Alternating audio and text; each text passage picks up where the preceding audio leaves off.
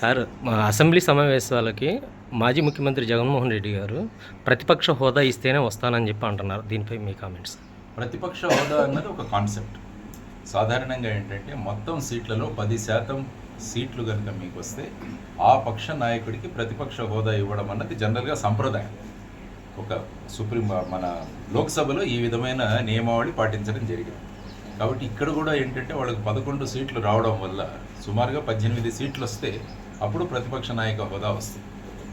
అందువల్ల ప్రతిపక్ష నాయకుడి హోదా ఇస్తేనే నేను రావడం అన్నది ఒక కన్వెన్షన్కు విరుద్ధంగా ఉన్నది. కానీ ఒక అసెంబ్లీలో ఒక పార్టీని ఎమ్మెల్యేగా గెలిపించిన తర్వాత ఎమ్మెల్యే బాధ్యత అసెంబ్లీకి రావడం, ప్రజల యొక్క సమస్యలను అక్కడ వాళ్ళు ఏకరువు పెట్టడం, ఇది ముఖ్యంగా ఎమ్మెల్యేల యొక్క పాత్ర. కాబట్టి మేము ప్రతిపక్ష హోదా ఇస్తేనే వస్తామన్నది సబబు కాదు. సో ఆ విధంగా అసెంబ్లీ నుంచి, ఎందుకంటే ఒక నియమం కూడా ఉంది, 60 రోజులు కంటిన్యూస్గా అసెంబ్లీ సమావేశాలకు హాజరు కాకుంటే వాళ్ళని డిస్క్వాలిఫై కూడా చేయొచ్చు. అది కూడా ఒక ప్రొవిజన్ ఉంది.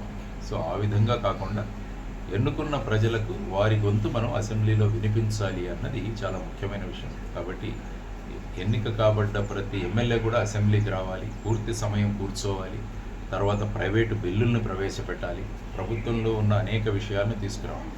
జనరల్గా నేను ఈవెన్ పాలక పక్షంలో ఉన్న ఎమ్మెల్యేలను కూడా ఇదే కోరుతున్నాను.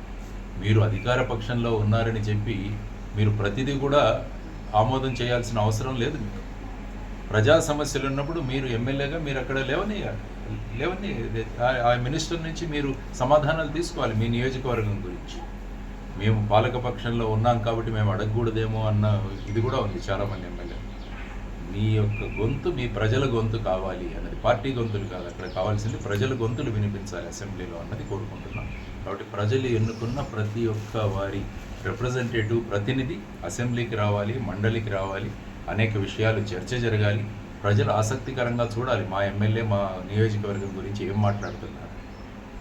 అందుకోసమే కదా వీరిని ఎన్నుకుంది. సో ఆ విధంగా వాళ్ళందరూ ప్రవర్తించాలన్నది నా సలహా. తీరు ఎలా ఉంది సార్? కూటమి ప్రభుత్వం 1 సంవత్సరం పూర్తి చేసుకోబోతుంది. ఇంకా సంవత్సరం పూర్తి అవ్వలేదు. కాబట్టి గత ప్రభుత్వం చేసిన అప్పులు, ఆ తర్వాత వాటి నుంచి బయటపడే ప్రయత్నాలు, ఇవన్నీ కూడా మనం రోజు పేపర్లోనూ వీటిలోనూ చదువుతున్నాం. తర్వాత ముఖ్యంగా ప్రస్తుత కూటమి ప్రభుత్వం ఏపీ అని 2 విషయాలు ప్రకటించింది. ఒకటి అమరావతి, రెండవది పోలవరం. సో ఈ రెండింటి మీద ప్రధానమైన వాళ్ళు లక్ష్యం కేంద్రీకరిస్తున్నారని ముఖ్యమంత్రి గారు చెప్పారు. ఐ థింక్ సిఆర్డిఏలో కూడా సుమారుగా 23,000 కోట్ల పనులకి అంగీకారం తెలపడం, తర్వాత కాంట్రాక్ట్లు ఇవ్వడం కూడా జరిగింది. ఇంకొక 30,000 కోట్లు, మొత్తం 60,000 కోట్లతో రాజధాని నగర నిర్మాణం అవుతుందని వారు చెప్పడం జరిగింది. ఆ సందర్భంగా అది ముందుకు వెళుతుంది. ఆ తర్వాత ముఖ్యంగా అమరావతిలో ఉండడానికి ఎవరెవరు రాబోతున్నారన్నది కూడా ప్రభుత్వం ఒకసారి ఆలోచించాలి. ఏదైనా పట్టణంలో ఎవరైనా వచ్చి ఉండాలంటే అక్కడ ఏదో ఒక ఎకనామిక్ యాక్టివిటీ జరగాలి, ఆర్థికంగా పన్నులు సృష్టించబడాలి, అక్కడ ఉద్యోగాలు సృష్టించబడాలి, ఉపాధి సృష్టించబడాలి. అప్పుడేమవుతుందంటే ప్రజలు వేరే వేరే ప్రాంతం నుంచి అక్కడికి వస్తారు. కాబట్టి దీని గురించి కూడా ప్రభుత్వం ఆలోచించాలి. ఎందుకంటే నవనగరాల పేరుతో అమరావతి యొక్క కన్స్ట్రక్షన్ జరుగుతోంది. ఈ నవనగరాలు అన్న వాటి ద్వారా ఎంత ఉపాధి జరుగుతుందన్నది కూడా ఒక అంచనా వేయగలిగితే బాగుంటుందన్నది నా సూచన. తరువాత అమరావతికి తెస్తున్న డబ్బులన్నీ కూడా మనం ఎక్కడో రుణాల రూపంలో తీసుకొస్తున్నాం. ఇవి సెంట్రల్ గవర్నమెంట్ గ్రాంట్ ఇవ్వట్లేదు. వాళ్ళు 2,500 కోట్లు ఇచ్చి అయిపోయిందన్నారు. కాబట్టి వచ్చేదంతా కూడా ప్రపంచ బ్యాంకు నుంచి కానీ, తర్వాత వచ్చేసి ఏషియన్ డెవలప్మెంట్ బ్యాంకు నుంచి, తర్వాత వచ్చేసి ఇక్కడున్న మిగతా సంస్థల నుంచి కానీ వస్తుంది మనకి. కాబట్టి వీటి ఖర్చు అన్నది చాలా జాగ్రత్తగా పెట్టాలి. అందువల్ల నేను ప్రభుత్వానికి సూచిస్తుంది ఏంటంటే మీరు ఒక ఎథిక్స్ కమిటీ లాంటిది ఒక కమిటీ ఏర్పాటు చేయండి. దాని ద్వారా అమరావతిలో ఖర్చు పెట్టే ప్రతి రూపాయి కూడా ఏ ఉద్దేశం కోసమైతే మనం ఖర్చు పెడుతున్నామో ఆ ఉద్దేశం సార్థకం అవ్వాలన్నది చాలా ముఖ్యమైన విషయం. రెండవది పోలవరం కూడా మనం చూసాము, డయాఫ్రమ్ వాల్ అన్నది చెడిపోవడం వల్ల ఈ పోలవరం అలా పోస్ట్పోన్ అవుతూ ఉంది. 2027వ సంవత్సరానికి పూర్తి చేస్తామని చెప్పారు. ఎందుకంటే పోలవరం చరిత్ర తీసుకున్నా కూడా ప్రతి ప్రభుత్వం పూర్తి చేస్తామనుకుంటూనే వెళుతున్నారు. 2021లోనే పూర్తి చేస్తామని అప్పటి ఇరిగేషన్ మంత్రి గారు కూడా చెప్పడం జరిగింది అసెంబ్లీలో. కానీ ఆ తర్వాత ఈ పరిణామాలన్నీ జరిగాయి. అందువల్ల ముఖ్యంగా పోలవరం యొక్క ఎత్తు గురించి కూడా ఒక చర్చ జరుగుతోంది ప్రజలు. ఇది 41.15 మీటర్ల లేకుంటే 45.72 మీటర్ల, దీని గురించి చర్చ. దీనిలో ఇంకా కూడా సంభ్రమంగా ఉంది. కాబట్టి మొన్న నిమ్మల రామానాయుడు గారు మాట్లాడుతూ 45.72 మీటర్లకే మేము కట్టుబడి ఉన్నామన్నది వారు చెప్పారు. ఆ తర్వాత ముఖ్యంగా మొన్న కేంద్ర బడ్జెట్లో చూసుకుంటే మీరు 41.15 మీటర్ల గురించి మాట్లాడి దానికి 12,200 కోట్లు మేము శాంక్షన్ చేస్తున్నామని చెప్పేసి ఆ పారాగ్రాఫ్ మూసేశారు. దానివల్ల ముఖ్యంగా ఇందులో కాబోయే ఖర్చు 25,000 కోట్లు ఎక్స్ట్రా ఖర్చు అవుతుంది. ఎందుకంటే 45.72 మీటర్లు అయిన తర్వాత అక్కడ చాలామందికి పునర్నివాసం కల్పించాల్సి వస్తుంది. R&R ప్యాకేజ్ అంట. దానికోసం మరి ఏం చేయబోతున్నారు అన్నది కూడా ఒక ప్రశ్న. కాబట్టి ఈ విషయం గురించి కూడా ఒక క్లారిటీ అన్నది కావాలి ప్రభుత్వం నుంచి అని ప్రజలు కోరుతున్నారు.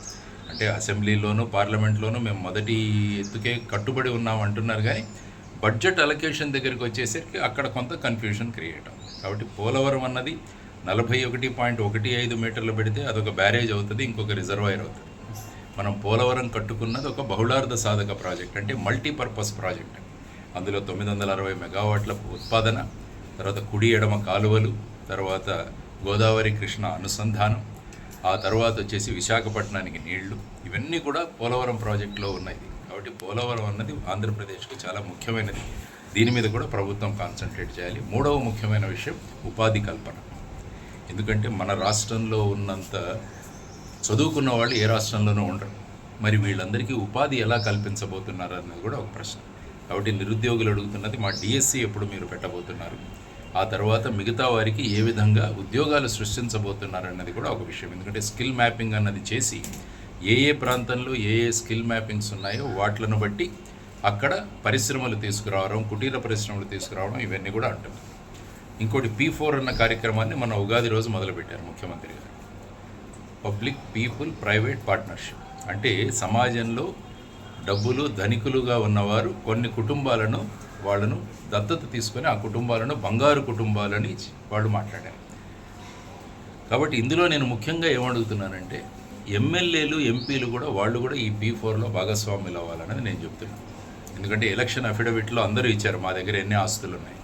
కాబట్టి నేను ఎమ్మెల్యేలను ఎంపీలను కోరుతున్నది ఏంటంటే వాళ్ళ ఆస్తుల్లో 10% ప్రతి సంవత్సరం P4కి మీరు కాంట్రిబ్యూట్ చేయండి. సంవత్సరాలు ముగించేసరికి 30 కోట్ల రూపాయలు ఈ ఎమ్మెల్యే P4 నిధికి ఇచ్చారు అంటే ఎంత చక్కగా ఉంటుంది. కాబట్టి ఇది ఆలోచించమని నాకు ఒక సూచన ఇచ్చాను, నిన్న ట్విట్టర్లో కూడా పెట్టాను. తర్వాత పార్టీల దగ్గర ఉన్న ఎలక్టరల్ బాండ్ ఫండ్స్ ఏవైతే ఉన్నాయో అవన్నీ కూడా P4లో వేసి, ఎందుకంటే ఎలక్టరల్ బాండ్స్ అన్నవి చట్ట విరుద్ధమని సుప్రీంకోర్టు చెప్పింది. అయినా కూడా ఈ డబ్బుల్ని మళ్ళీ సుప్రీంకోర్టు వెనక్కి తీసుకోలేదు. ఇవన్నీ పార్టీల దగ్గరే ఉన్నాయి. కాబట్టి ఇవన్నీ కూడా మళ్ళీ మీరు P4 ఫండ్లో వేస్తే అట్లీస్ట్ చాలామందికి అది ఆసరాగా అవుతుందన్నది నా సూచన. కాబట్టి ఇది ప్రభుత్వం ఆలపించి, ఎందుకంటే ఎప్పుడు కూడా చారిటీ బిగిన్స్ ఎట్ హోమ్ అంటారు. ఏదైనా మనం చెబుతున్నాడు మన నుంచి మొదలు పెట్టాలి. కాబట్టి రేపు ఎవరినో మీరు ఇండస్ట్రీ వాళ్ళని అడుగుతున్నాం, మీరు ఈ కుటుంబాన్ని ఆదుకోండి. మరి ఎమ్మెల్యేలు ఎంపీలు ఎన్ని కుటుంబాలను ఆదుకుంటున్నాయన్నది కూడా ఒక ఛాలెంజ్.